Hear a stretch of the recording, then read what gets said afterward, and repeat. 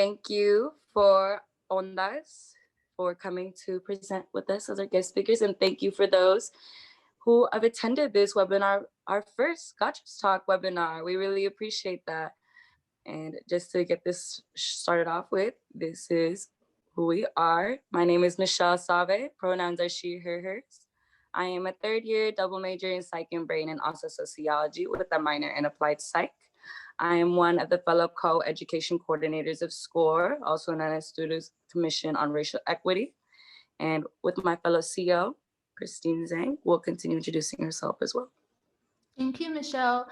So my name is Christine Zhang. I'm also the second year com major who is also the co-educational coordinator at S.C.O.R.E. So first of all, thank you all for coming to this event, and thank you Denise, Loretta, and Sophie for doing this presentation with us. So we hope to give everyone a brief chance of life as a first-gen POC on campus radio through experience through the campus. And I'll move the mic to Denise and Loretta and Sophie. Ooh. Before we have them introduce as well, themselves as well, Christine, you mind pressing the present button? And then go to the next slide. And just a little reiterate before we have our guest speakers introduce themselves. Just for those who don't know much about S.C.O.R.E, S.C.O.R.E is also known to be as a Student Commission on Racial Equity. We began to respond to the lack of diversity at UCSB. We are a group of officers who come together to develop ideas in ways where we can engage with many of the underrepresented communities here at UCSB.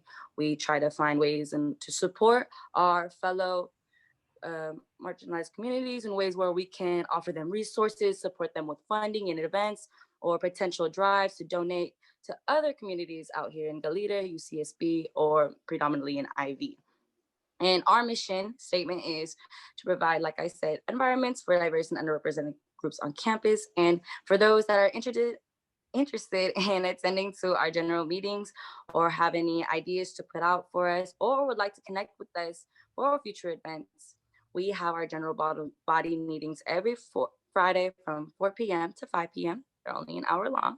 And if you aren't able to make it to our general body meetings, feel free to connect with us at our Instagram, which is at UCSB S.C.O.R.E, or on Facebook, which is at UCSB S.C.O.R.E.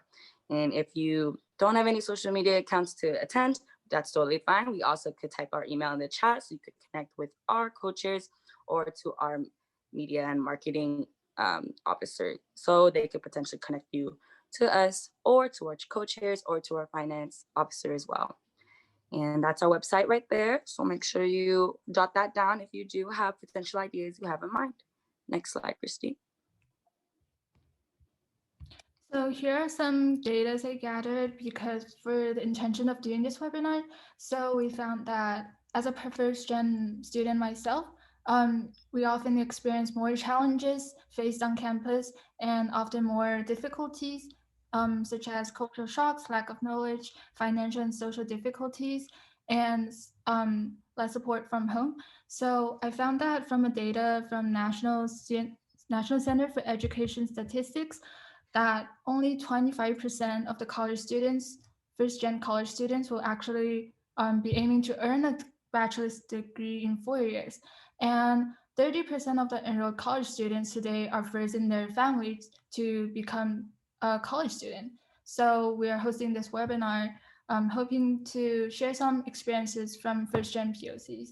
And here we're gonna move to the speaker introductions. Here we'll have our guest speakers from ONDAS to introduce themselves, give their pronouns and their positions, and also how they talk about, like, let's say a little icebreaker, one fun fact about themselves. And we'll give the mic off to them. Okay. Hi, everyone. My name is Loretta, but feel free to call me Lori. I use she, her pronouns, and I am an OSC peer mentor. Fun fact about myself, I guess, is that I like nature walks. It's not an exciting fun fact, but I love nature walks. Hi, everyone. Welcome. Thank you for being in the space with us today. My name is Denise Diaz. My pronouns are she, her, hers, and ella, and I serve as the Student Activities Coordinator within the ONDAS Student Center.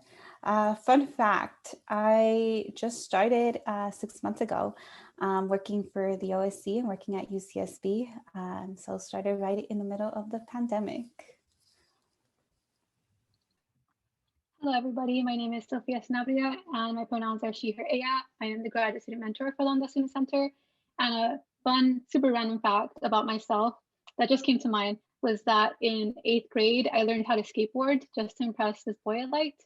And now we're married, so it worked out. That's my fun fact. Yes, thank you to our lovely guest speakers. And now we will move forward to our first guest speaker of today's webinar. And we'll go with Lori into what she will talk about in the first 15 minutes of her presentation. Go ahead, Lori, whenever you're ready. Okay, hi everyone. I'd like just to reintroduce myself. I'm Lori, I use she, her pronouns, and I am a 4th year here at UCSB. Before I start, I just want to introduce myself a little bit more. I am a Chicana. I'm also a very proud first generation student. As I said before, I'm also an OSC peer mentor. I am a 4th year here. I study biology and minor in Spanish. And I guess something fun is also I'm a tennis player. I've been playing for 7 years. I'm not professional, but I've played on and off. And next slide. So today I just want to be addressing, acknowledging the mental health needs of first generation students. And before we start talking about that, I just want to give you like a book definition of what mental health is. Mental health includes our emotional, psychological, and social well-being. It affects how we think, feel, and act. It also helps determine how we handle stress, relate to others, and make choices.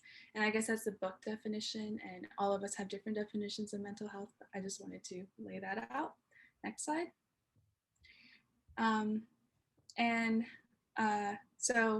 I believe there are a lot of factors that actively affected my mental well-being, especially as a first generation Latina student. And today I'm comfortable enough to talk about my experiences and how I've handled them or how I've dealt with them.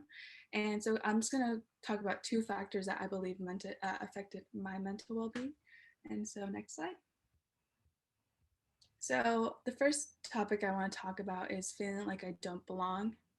We attend a predominantly white institution, as many of you may know, and this lack of diversity creates a sense of isolation. And I just wanted to state that growing up, I grew up in Orange County. I grew up in a very white environment. And at a young age, I wasn't actively aware of all the injustices I faced. I believe the way I was treated unfairly or were, I guess, normal and not harmful, I didn't have the concept of the injustices, I guess. And it wasn't until I entered UCSB and where I learned more about systemic racism and microaggressions is where I actually understood that those feelings I had in high school were valid and that I was treated as if I was an other, I guess. So I often felt uncomfortable and I guess treated below others. And so this kind of created a sense that I had to constantly prove myself, being worthy of being here at UCSB and taking up space. And when I enter a lecture, it's white students around me and white faculty and white staff members. So already there, I am like, why am I here? Like, I don't see people that look like me. I don't have peers that look like me. So why am I here? How did I earn my seat? And this kind of dwindles into imposter syndrome. And for those who do not know, it's like constantly feeling inadequate with your knowledge and always constantly self-doubting your abilities. And I guess an example I have where I guess vividly remember is that I remember in my second year, I wasn't doing so well academically. And so for one of my last exams, I was like, you know what, I want to get a good grade. I work hard, but it's not showing. So I remember studying very, very hard for my exam, like day and night. And I knew the material. So I took the exam and then I got my grade back and I got a good grade.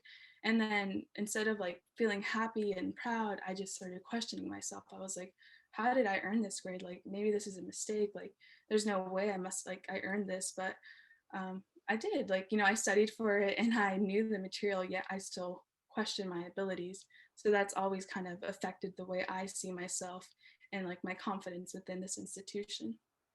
And so next slide. And then another factor I'd like to talk about is the external and internal pressures that I faced. As a first generation student, I'm here because I want to provide for my family and I kind of want to honor them. And maybe many of you could relate to that. But having this responsibility to take care of my family when I'm 21 and, still dependent on them, it's a big pressure to me on a daily basis, because on the back of my mind, when I'm in class, I'm like, I'm doing this for my family. I'm doing this because I want to provide for them. And so having that like scenario, that future scenario, like dwindling on the back of my mind and just like having that belief is very exhausting at times. And also like having expectations from my family members. When I came in here, I wanted to be a doctor. I had this road where I was like, I'm going to be a doctor. And throughout my college experience, I realized that's not what I wanted to do. But because my family thought that's what I needed to do to be successful in life, that kind of made me self-doubt my abilities and like, is this what I wanted to do? And having those external pressure, I realized that having those external pressures shouldn't dictate how I want to be happy in life or what I want to pursue in life. I realized that I should pursue something that makes me enjoy life and makes me want to, I guess, help others. And then another thing is the internal pressure to succeed. Like higher education institutions were not made for people of color, and were more especially not made for us students to succeed. And that is already kind of discouraging entering. Like higher education was made for white males, and for them to kind of have this power against us. And so like as a first generation student and as a Latina, there's already some disadvantages that I face, not only navigating college, but also navigating all the injustices that I faced. So, those were two great factors that definitely affected the way I saw myself. And then next slide. And although there's, I guess, a lot of negative that goes into affecting my well-being, I realized like I could actively I guess, improve my mental well-being, how I see myself. And the way I try to improve my well-being was using resources around me. And I guess two of the biggest ones was finding my community and finding people who looked like me and who supported me and allowed me to use my voice. And fortunately, we do have a lot of resource centers around UCSB and clubs and organizations that made me feel welcomed and made me feel, I guess, enough and worthy, because, I am worthy and my voice is powerful enough to be used. And, I also seek for guidance. It's very nice to talk to someone at a professional setting, I guess, and to like lay out all of my, I guess, complications in life and just to talk about them, because acknowledging them is like the first step to accepting them and to try to improve your mental well-being. And taking care of yourself and your mental health is an ongoing process, and I'm still learning, and I'm not perfect, but it's great that I was able to acknowledge them. I think like that's one thing that is very important for us, especially because like I said, we're not in an institution, but we don't have those, I guess, like resources in the back of our pockets that we, so yeah. And then the last slide I'd like to say is, next slide, perfect. And I guess just to like kind of close this off is like some constant reminders that I give myself, is that I am worthy, I am powerful, and I am knowledgeable. And that's just some type of advice I'd like to give to others. It's kind of hard to, like, it's easier said than done, very much. But I feel like the self-affirmation is very helpful, and I guess helps my confidence and helps me see how I should, helps me see the way I want to be seen or how I feel like I should be seen.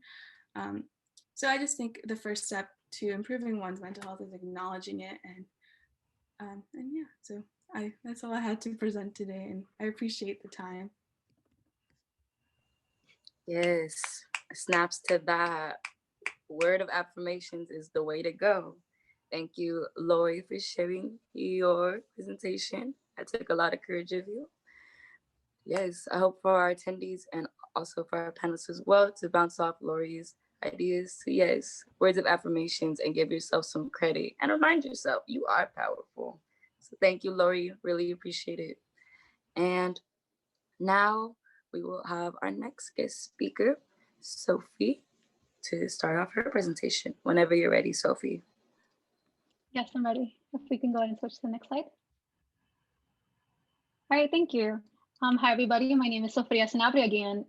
Please call me Sophie. I identify with she, her, your pronouns, and I'm a current graduate student at UCSB. I am the ONDAS Student Center Graduate Student Mentor, which means I'm a support resource for first-gen students that are looking to discuss graduate school or just discuss anything I can assist them with. I am a proud first-generation scholar. I am the first in my family to pursue higher education and to graduate from higher education.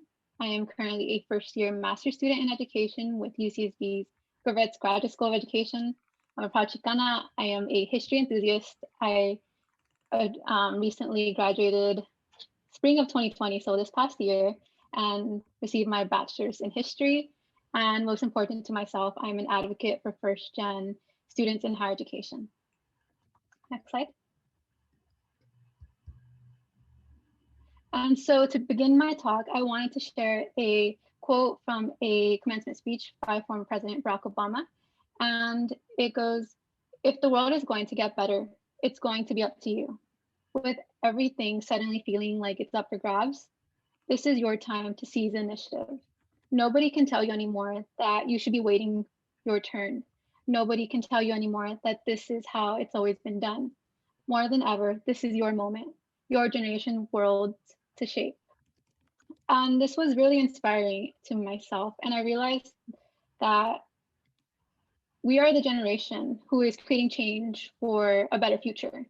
And past generations claim things were for the children, for the future of the children. But we are those children and we're grown up now. And so we have the power to change the future. And next slide. And being a first-gen university student in the midst of a global pandemic it's difficult. The higher education experience is different for all students. Every student has a unique background, values, experiences, and perspectives to offer. First-gen students face unique obstacles in contrast to their non-first-gen peers, especially during the distinctive times that we're currently in. I'll be sharing my 2020 graduate experience graduating university and becoming a graduate student. And I'll be sharing my experience in hopes that I'll set the foundation to share advice that I learned. So I'll be starting off with the journey of one first-gen scholar, which is my journey, and every journey is different. So starting back in January, I had applied already to a program in November to my #1 grad program. But in January, I was expecting to hear back, actually in December. So by January, I had given up already. Click. And by January 28th, I was actually admitted. But on the 27th of January, I had spoken with my partner that I had already given up and that I was going to settle for a program that was near my current area, which was in Orange County. And I was just going to start looking for work. I was just going to give up on my #1 program. I was going to settle. And as I was admitted, going into February, I announced my plan to graduate for graduate school to my friends and family. Can you go ahead and click one? And so I had posted it on Instagram. That was my way of like showing everyone that mattered to me that I was gonna do something with my life. I had direction of what I was gonna do. But in a reality check, I didn't really know what I was gonna do. It was more of a what now moment, like, okay, I'm still a student, but what do I do now? How do I prepare for graduate school? Yet it wasn't too much on my mind because I was still an undergraduate student. You can click. And so in March, I was struggling with my senior thesis. I had courses, I still had my courses.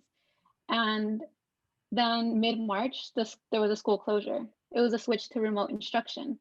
And so at this time, the future was really uncertain. I wasn't sure if I would be back in class next week or next month, or if I would be graduating with the class of 2020 of Zoom University. And so going into April, I turned 22, it was my birthday, I was excited. And months previous, I had actually bought decorations and pink balloons and pink everything. But in April, there was no celebration, which was upsetting, but it was totally okay.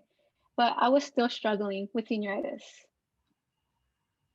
And I just wanted to be done with my thesis. I wanted to be done with my courses because I had things to do already. I was going to be a graduate student. I had things to look forward to.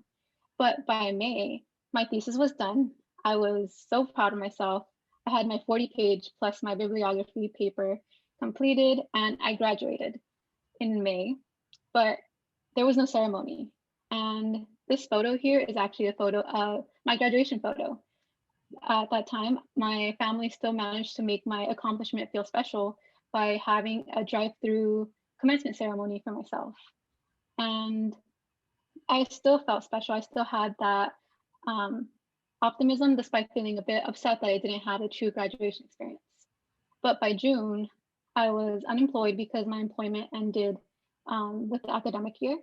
I was living at home with my parents, and I was faced with the what now, or the now what question.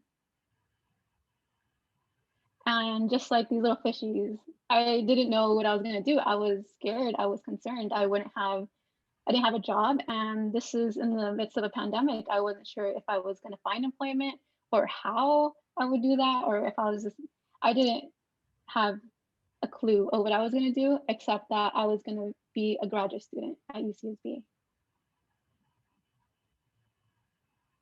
And so, bye mom, I'm getting married. Click. In July, I had this conversation, Ama, Apa, I'm moving out and we're getting married. And it was a really difficult conversation to have because as not only a first-gen student, but as a daughter to two traditional Mexican parents, it was scary. And I've had many speeches and talks in my life, but that was the most intimidating conversation ever. But by August, I had moved out from my family home, which was a very scary experience that many first-gen college students understand. But I was employed with a job of my dreams where I would be able to assist first-gen students. And by August, I had a greater sense of direction of what I was going to do, and I felt I had more control of my life. And so by September, I was excited mentoring first-gen students as I was still learning to navigate UCSB myself.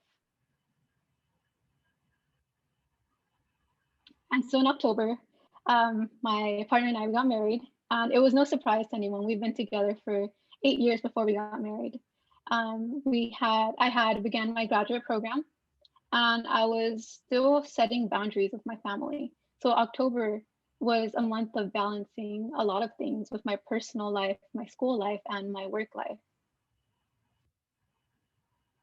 And in November, I was in full throttle, a student and a mentor. And at times I was overwhelmed, but I was navigating the best I can. And the flyer below is an example of my first flyer as the graduate student mentor for the OSC. And it's the graduate school guidance pop-in, where I was having my drop-in space to assist students with any questions they have about graduate school. And in December, I was comfortable with my roles as a student, as a graduate student mentor, as a daughter, as a wife, and I was familiar with expectations. And I felt I found my balance by the end of 2020. But along the journey of my 2020, I faced a lot of what now? And it was more than listed because there's many times where I just asked myself, like, what do I do next?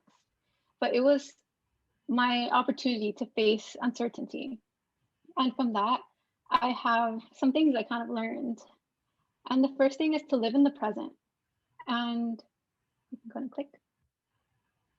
It's easy to get lost in thoughts about the future, but we need to get through things one step at a time. And I found myself realizing, actually in a conversation I had with some folks, when they asked if I had any advice about, the pandemic, about, my experience, I realized that last summer I spent a lot of time worrying about the future instead of being in the moment and spending that quality time with my family when I was still living with them. And Focus on what is in your control. It's easy to focus on things that we don't have control over, but focusing your energy on the aspects you have control over is better for a lot of reasons, especially to if you have control over your daily routine, your decisions, your work, etc. There's a lot of things we have control over. And so it's not worth stressing over things we don't have any control over.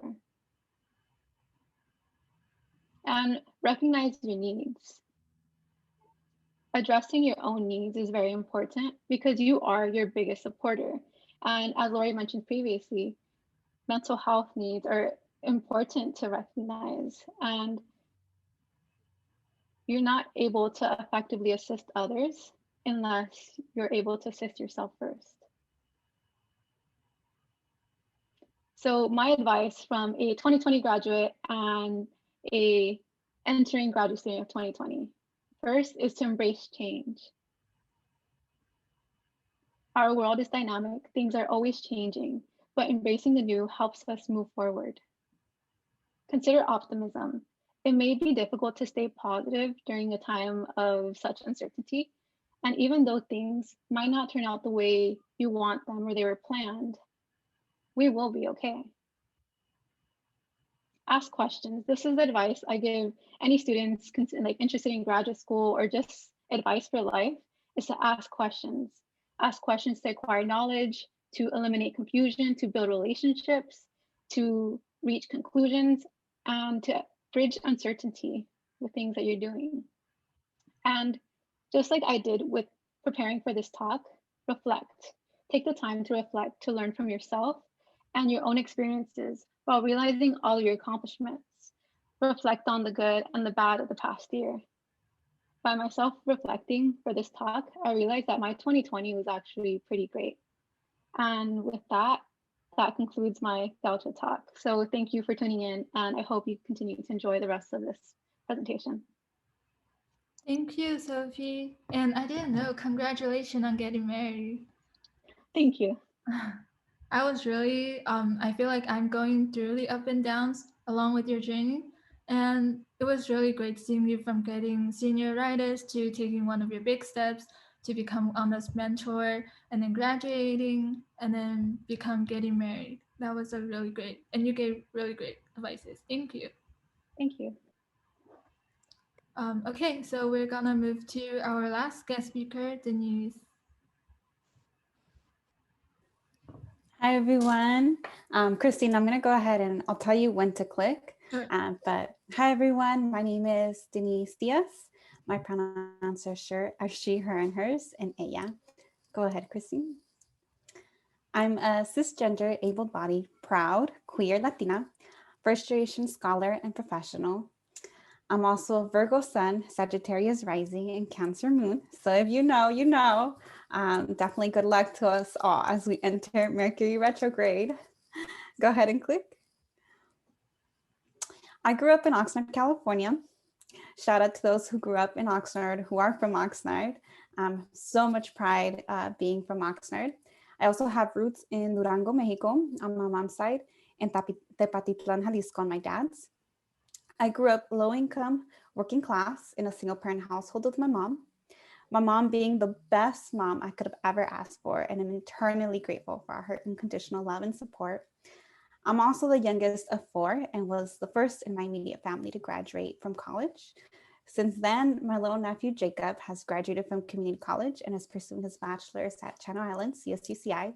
And my little niece Clarice has also graduated from community college with plans to complete her bachelor's. Being the youngest of 4 in some ways, I grew up as an only child. And in other ways, I grew up with my nieces and nephews being like my siblings and best friends since we were so close in age. I also received my bachelor's from UC Riverside and later received my master's from the University of San Francisco. I say all of this to situate myself, to give you all a little more information on who I am. I really believe there's power in 1, representation, and 2, telling our stories and honoring and naming our identities in the spaces we're in. Go ahead, Christy. As previously mentioned, I'm also the student activities coordinator with the ONDAS Student Center at UCSB. So I have office hours, Wednesdays and Thursdays, 2 to 4, shameless plug. You can always stop by, just say hi, introduce yourself, just vent, whatever you need, I'm always there. Go ahead, Christine. And for those who don't know, the ONDAS Student Center, or OSC, is the first-gen center on campus that supports the success of first-generation students, students of color, and historically minoritized students through their transition to and through college. We specifically focus on the academic development of students through a variety of programs and workshops. And I have to admit, when Michelle and Christine approached us asking for volunteers to speak at Gaucho's talk, I reluctantly but excitedly offered to be a speaker. As I unpacked and processed my own hesitation and reluctancy, I realized I was getting imposter syndrome and not feeling like I had, quote unquote, enough knowledge to speak on life as a first-gen POC. Go ahead, Christine. Imposter syndrome being the internal thought process of not believing we are as competent as others, the belief, although inaccurate, that we are not capable or enough, that we are essentially an imposter or a fraud, and are we going to be, quote unquote, found out. It is likely that some, if not many of you, have probably felt this imposter syndrome in the past, this feeling of not being enough at one point or another in your life, and perhaps more as you've navigated your academic and professional journeys, especially as first-gen Black and Brown folks. Go ahead, Christine. It's funny, right? And by funny, I mean totally fucked up. How we start feeling, go ahead, go back. We start feeling like we aren't enough, aren't capable, don't have enough experience, knowledge, etc. in things we are perfectly capable, perfectly enough, and perfectly brilliant to do so. Here I am thinking I can't possibly have enough to say on life as a first-gen POC when, hi, yeah, hello, I've lived and am living my life as a first-gen person of color. So as I was struggling to figure out what to talk about, I was asked, well, what advice would you give yourself, your 18 to 21-year-old self? And as I reflected on my experience in college, I realized what I needed was a love letter to myself. I needed to remind myself that I was worthy and capable. Go ahead, Christine. So here it goes. To my first generation, secretly queer, shy, Latina self, I see you. I see your high functioning anxiety, your need to be perfect, your need to control, your need to compete and keep competing and keep competing, to work twice as hard to achieve, to work and work and work and take care of others, only to put yourself to the side. Not because others asked you to, but because you felt you needed to, because you felt like it was your responsibility, because it's always been your responsibility, or at least that's what you told yourself. See, you told yourself it was your responsibility to be the caretaker, not realizing you were neglecting yourself, not realizing you were burning yourself to the ground. I see you. I see the pressure from your family to achieve, to be the one to succeed, to the pressure from society to not be another statistic, not another Latina who couldn't make it, who didn't make it. But ultimately, I see the pressure you put on yourself. I see how you cover up your emotions to be strong for others, for your family, por tu cultura, how you were raised to not show emotions, to tough it out, because who if not, who will do it for you? I see you. I see your anxiety covered up as perfection, covered up as controlling, covered up as type A, covered up as fear, fear of not being enough, fear of failure, fear of disappointing, fear of failing, fear of falling. I see you running. I see you running away when things get hard, when things get complicated, running away to another city, to another state, only to get more and more distance from those you love as the years go by, and yet still somehow achieving, succeeding, searching for the next big thing that's going to make you feel worthy, that's going to make you feel like you are enough, because as a first generation brown kid, that is the only thing you know how to do, and you do it well. But who told you? Who told you you needed to run? Who told you needed to leave your family? Who told you needed to leave your comfort? You needed to leave those you loved just to succeed. Who told you? Who told you you needed distance when the distance was also making you feel guilty, when the distance was also making you feel shame for being so far away? You see, we're told to leave. We're told to search for our dreams. We're told to fly. But how much of that is a lie? Rooted in whiteness, rooted in patriarchy, rooted in this fantasy that's called the American dream that only hurts us more the more we dream. or it's not easy to leave, especially as a brown kid. For when you leave, you also leave your family behind. But no one tells you that. You live between worlds, between wanting to get away, between wanting to stay, between wanting to take care of yourself and wanting to take care of your family. You live between worlds, between wanting to be enough, between fighting to be enough, between always being enough. My love, I see you. I am you. I see you hiding. I see you're secretly queer, still in the closet, this imaginary closet that keeps us queers, that keeps us gays, that keeps us lesbians hiding for way too many years, hiding through way too many heartbreaks, hiding through way too many secrets. This closet that keeps us from expressing our true self, from expressing our love to our former lovers because of fear of not being accepted, fear of being neglected, fear of not being enough to our families, fear of being disowned, fear of not being understood. But yet here we are, still loving, still fighting to be understood, to be accepted, still fighting to be seen. It took way too many years for me to come out. It took way too many years for me to see representation, for me to see another first generation queer Latina in higher education, taking up spaces, being unapologetic. It took way too many years for me to see a therapist, only to unpack the fear of not being enough, only to learn that I've always been enough. That who I was searching for all this time has always been me. It's always been within me. You see, I wrote this love letter for me, to remind myself that I am worthy, have always been worthy, that I am my ancestors' wildest dreams, that despite what I thought in my teens and in my early 20s, I am whole. Click, Christy. But this love letter is also for you. To all the badass first generation Black and brown folks, to all the queer, trans, non-binary folks, to all those who grew up low income working class folks, to all those who grew up in a single parent household, to all those who carry their cultura in their heart, who are neither from here or from there, I see you. I see you out here surviving in institutions that weren't meant for me or for you, but yet you're still here thriving. I see you. And I want you to know that you're enough. You are more than enough. You are brilliant. You are capable. You deserve to take up spaces and be in these places and shine. You deserve joy. You deserve to live your life authentically. You deserve nothing but greatness. You deserve to be here, to exist unapologetically and authentically. Go ahead, Christine. I see you. We see you. You are enough in every single way.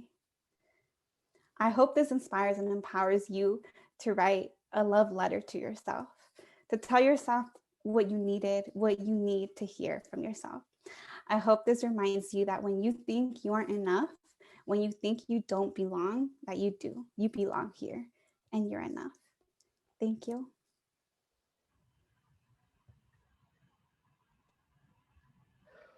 Wow. All I can say is wow. Next slide, Christine. But I was a little choked up right there. Feel like our final guest speaker, Denise, just added time at me as an identifying first gen about to my fellow panelists and to my fellow attendees. That was not just nice. I'm not gonna describe it like that, but that was beautiful.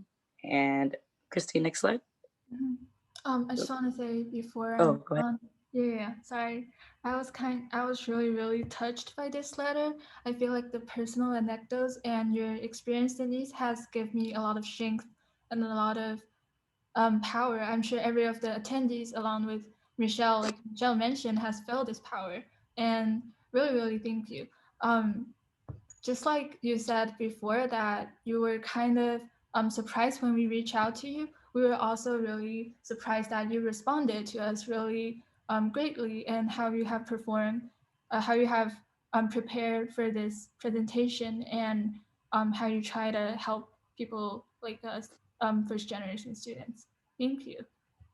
Right. And to like add on more, just because like we're almost towards the end of our webinar, I do remember like to our attendees as well, like Denise was like having a moment where she was like, okay, what do I talk about? And we brought that question up to her, like, okay, like what advice would you give yourself if you were a first freshman again at undergrad, or you were just graduating from high school? Like, what advice would you give to yourself? And I hope to the attendees who are currently undergrads or currently grads, to hope they were inspired by our final guest speaker. Sorry, y'all. The sniffles, I was a little bit crying. I'm not gonna lie, but I hope you were inspired by that.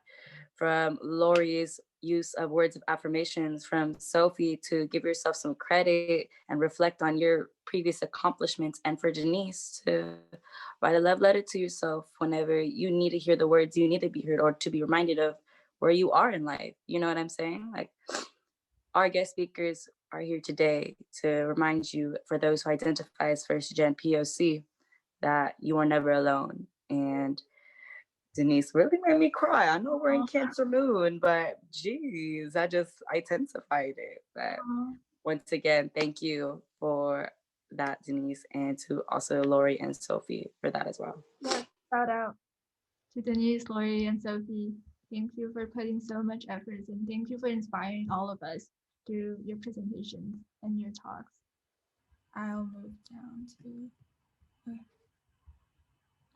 All right, and if either one of our guest speakers would like to touch up on what ONDAS is before we go on to our Q&A panel, feel free to touch up on what is ONDAS and what you serve for that program.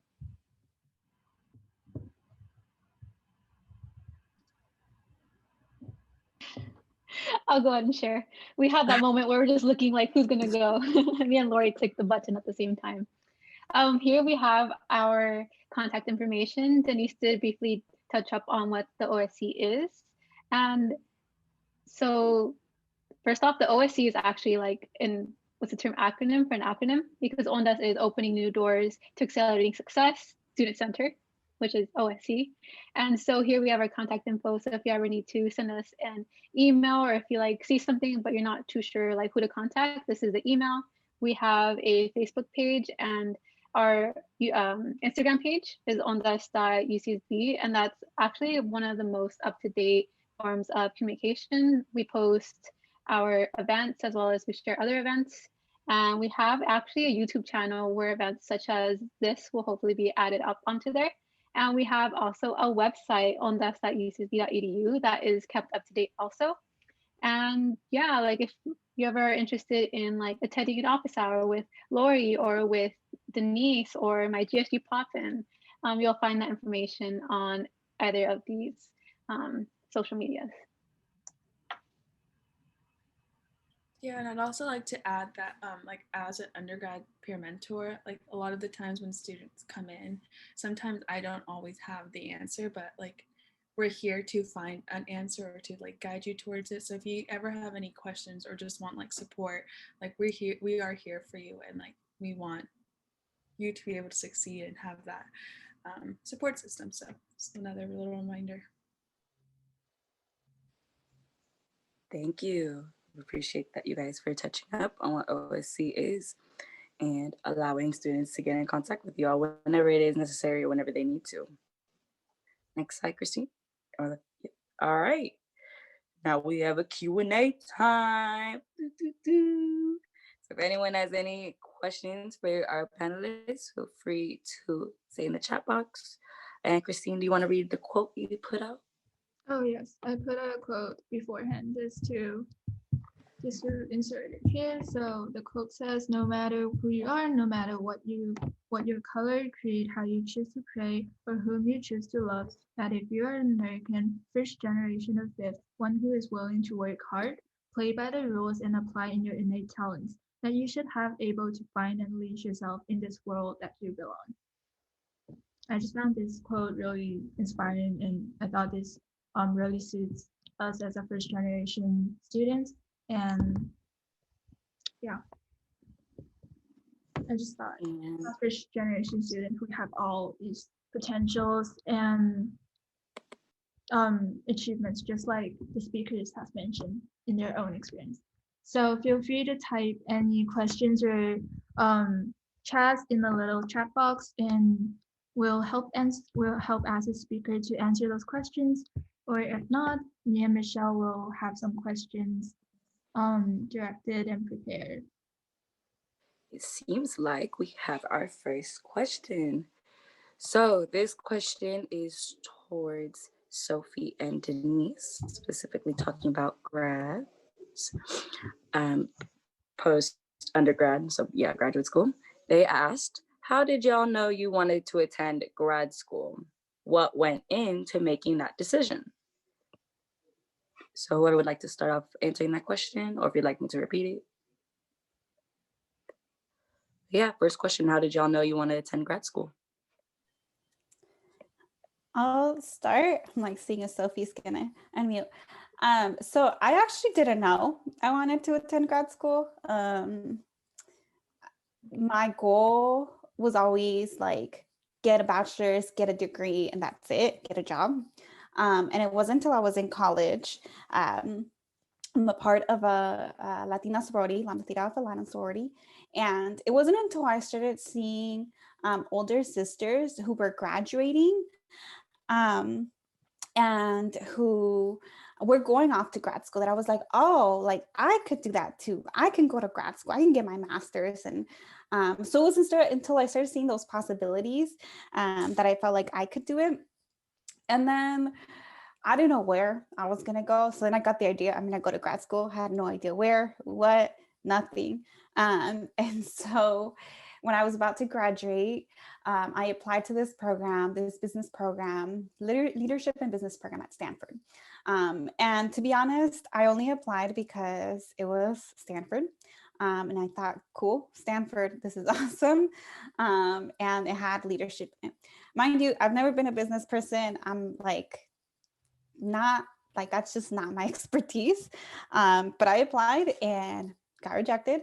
But I think after that, I realized like, okay, I really need to do my research and figure out what I want to do, what I want to get my master's in.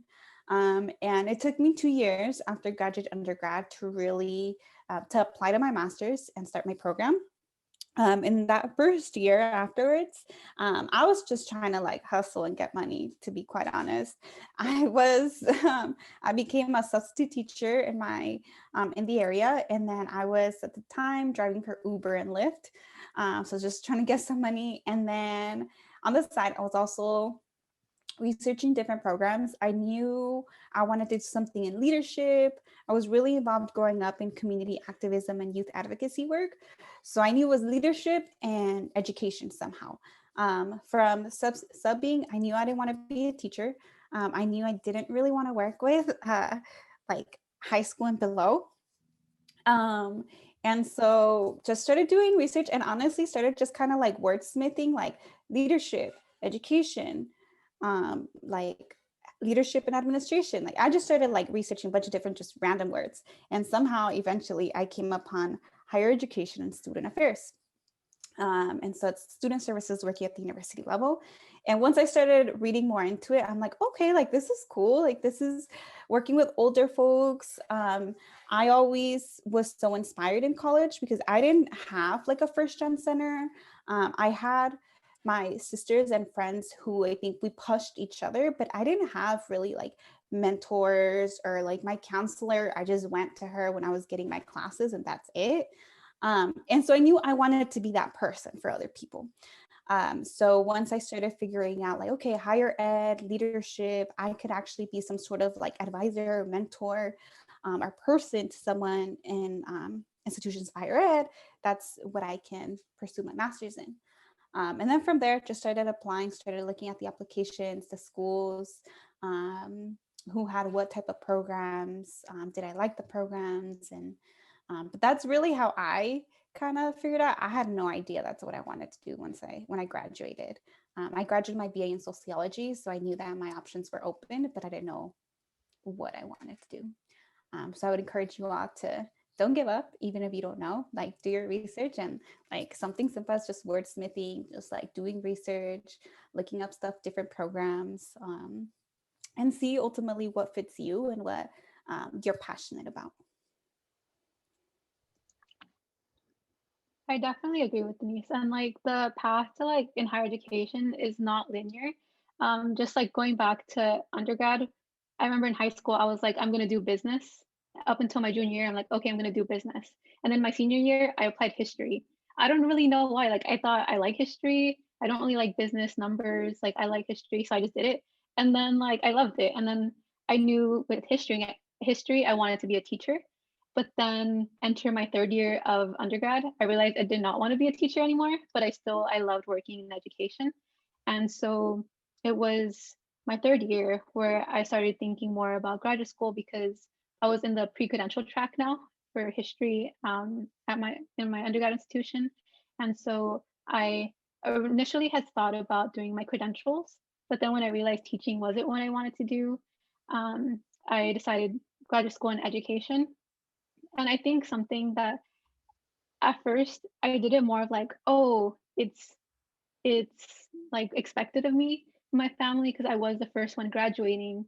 I was the first one for a lot of things. So it was um, this expectation of just like, oh, I'm gonna do something more. And so even though that was kind of like my experience, and I think it's an experience for many folks, I do recommend like kind of doing some soul searching and realizing that when you do pursue graduate school, it's not for others, it's for yourself and what you plan to do. And with graduate school, once I realized like my ultimate goal was to assist first gen students and be a resource to first gen students, I had more of a direction of why I wanted to do graduate school. And that was my experience. There's like a lot more into it, but I definitely recommend, yeah, definitely looking into it. And it's definitely never too late to start considering graduate school, never too early, never too late. For myself, it was the like summer before when I started preparing for graduate school, like my application and everything. But then Denise, she spent, time off of after her undergrad experience to really search and look into that. So it's different for everybody, honestly. Thank you, Sophie and Denise, for sharing your after undergrad and how y'all decided to attend grad school. We appreciate y'all that for answering that question for our attendee. And let's see if anyone else also had any other questions they'd like for our panelists to ask or to answer. Feel free to type it in the chat box so we can read it out. I know we have about 5 minutes left. So if no one else has any further questions, Christine, do you have a question for our fellow panelists you'd like to read off that we prepared for them? Yes, let me take out my little slip. Okay, so if no one has any more questions, I'll be reading off the questions that we and Michelle has been prepared for ONDAS members. So how could students get involved as a first-gen POC on campus, or how would they join ONDAS, and any experiences that you have involved, you have experience within ONDAS? Basically, like if POC students want to get involved, how can they actively participate on campus? I'll share my 2 cents because there's definitely a lot of ways to get involved. And I want to recommend that Shoreline is a really great resource to find like events or different programs to get involved with. Shoreline, if you're not familiar, is like I don't even know what the official title is, but there's a lot of UCSB programs that are added on there. You can see what time, find Zoom links and everything on there. And then in terms of getting involved with the OSC, we have events, programs, office hours, peer mentoring hours. We have a lot of different things offered, and anyone is welcome to join. And most of the time you can find things on Shoreline as well as the Instagram. We also have a newsletter too that shares events, student opportunities, and yeah. Yeah, I would also like to add that I guess putting yourself out there, I know it's like a common saying, put yourself out there, but honestly, I think sometimes being uncomfortable makes you more comfortable, if that makes sense. Like I remember I used to just attend events and not know what I was doing. I was like, okay, I don't know anyone, but I was glad to be there because I met people. And sometimes I find organizations or resources that I use myself to this day. And I don't know, it's good to put yourself out there. And I know it's hard with virtual, everything is very different. But there's got to put a little effort in. But, you know, and if you don't know where to start, like I said, we're all here. The OSC is here for you and to help you find those resources in a space where you feel comfortable and where you want to seek community. But yeah, that's all I have to say. Thank you for answering that second question. And if any attendees had any more questions for our last one, feel free to ask in the chat box. I know we have 2 more minutes left, but the last question can be inputted last minute. But if not, since I don't see a notification, I'll ask our final question to our panelists.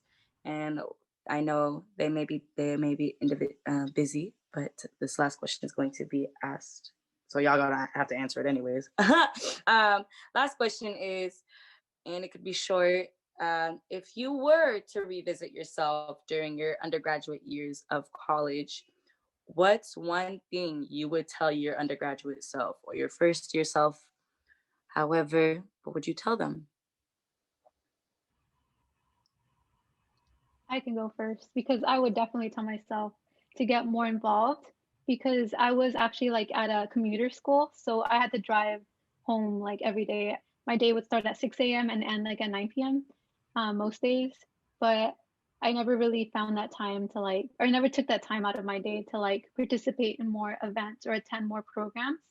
Um, in my previous institution, there wasn't many programs offered. So I was kind of like turned off at even attending. But I think having attended any more at all, it would have definitely made my experience a bit better and more fun rather than just like driving every day and like commuting. I would probably just give my first year self a big hug. I think she very much needed it. My first year I actually experienced a pretty big loss in my family. So I probably would tell myself to just like focus on yourself and that it's okay to not feel okay or to cry. Sorry, it kind of gets me emotional, but I'd probably just give myself a hug and tell myself that everything's going to be okay. Yeah, my first year self, I was lost. Was trying to navigate living in the dorms and like trying to make friends in the dorms, but not really feeling like I made friends or enough friends. Just felt really isolated and like I didn't belong. So I would tell myself that I'm enough and that I do belong in those spaces and that it's okay. Like take your time. You're going to make friends, you know, you're going to learn how to navigate the institution. But, you know, as a first gen student, like it's hard. It's hard navigating something that you don't really understand and you don't have, like you have family support kind of, but not really, right? Like my mom didn't understand what I was doing. So I would tell myself that I'm enough and I think in a lot of ways give a hug to myself too. I think I really needed a hug and I really needed to just have a lot of compassion for myself and empathy. Yes, I agree. I think we definitely, especially with this year's things going on, we definitely should give us all ourselves a hug, a big hug. And to elaborate on Loretta's point, I think self implication is really important. Like giving yourself a positive mindset, a self implication really help things getting turned on really bigger. So let me see if there's any more. Okay, so I'm gonna move to the last slides of our Gaucho talk presentation. And if there's not any more questions, and then we went over the 2 minutes. Thank you everyone who coming to this event. And thank you for Denise, Loretta, and Sophie for presenting us with such great contents and advices. Thank you everyone who come to this event. And Michelle, do you want to add something and say? Thank you. Thank you for saying your part. I appreciate you, Co. Thank you to all of those that attended to our first Gaucho's Talk webinar 1. Really appreciate that. And thank you to OSC and to our lovely guest speakers, to Sophie, Lori, and Denise for sharing your personal experiences and feeling comfortable to talk about how you navigated as a first gen POC. We really appreciate your vulnerability and allowing yourself to open up and be honest with one of us, because I feel like I just got closer with y'all through this preparation webinar. Don't remind me that I cried earlier. But thank you once again. And shout out to Co for helping me and allowing us to communicate with our fellow panelists. Just thank everyone for showing up on this lovely Tuesday. Thank you, Michelle and Christine, too, for inviting us and for reaching out to us in the very beginning. So really, really appreciate you all making that first point of contact. We really appreciate you all. You're making me blush. Make me cry. All Okay. right. Okay, I'm gonna stop sharing and feel free to hop out. I'm just gonna record right here. And yeah, thank you once again, everyone, for coming. And I feel like I learned a lot through this webinar. I'm really